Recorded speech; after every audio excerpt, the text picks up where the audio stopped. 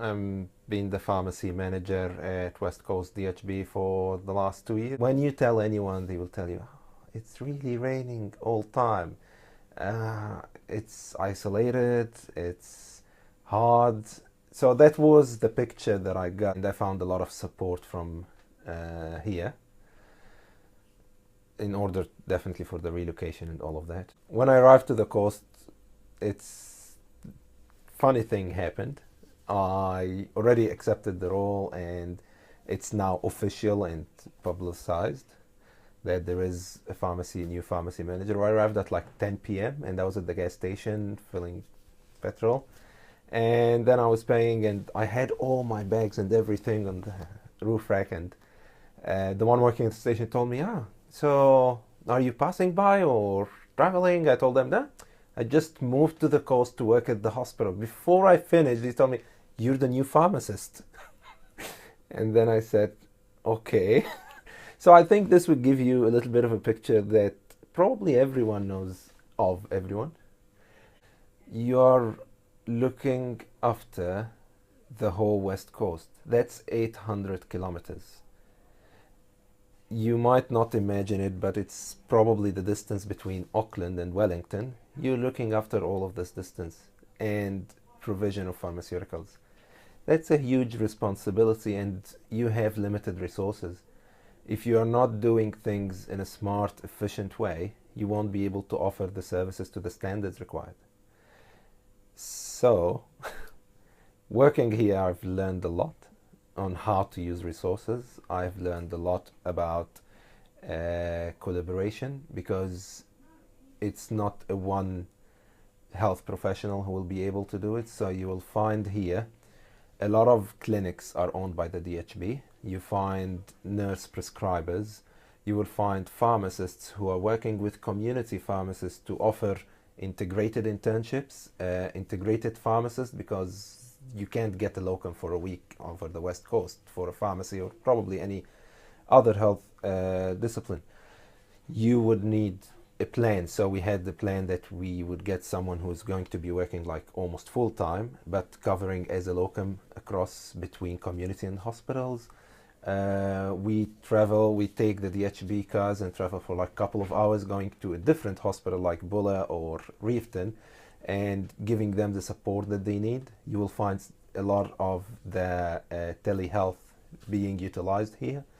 So all of these things you wouldn't easily find in other DHBs, and even if you found it, you are not going to find it utilized as much as here. We needed a lot of creativity. So one of the things that we worked on is, instead of having the sending faxes and receiving faxes and all of that, we created a system online where you can check the availability of a stock all over the hospital, and then now it's going to be expanded across the West Coast. So you don't need to do the phone calls, you don't need to do anything. You can just, through the intranet access, you'll be able to know the amount of medication in any given ward.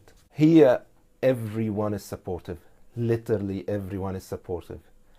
At the DHB, you can easily find the GM passing through the corridors, and you can have a quick chat with them. You have access to the executive management. Everyone is supportive.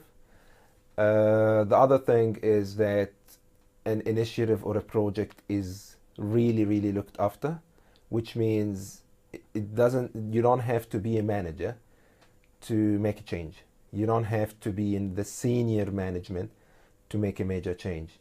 Everyone in the hospital, and I'm speaking everyone, if they have an idea, from the point they have the idea till the implementation, could be days to implement it. They just follow a process and they would reach there very quickly, and that gives you the feeling of how important you are. But here, this is our intern, okay, from like 2 years ago, and she's in Sydney. You're like a couple of hours to Nelson, about 2 hours to Nelson, about 3 hours to Christchurch. From anywhere would pay a lot of money just to get to Queenstown, and they will be barely spending 2 or 3 nights.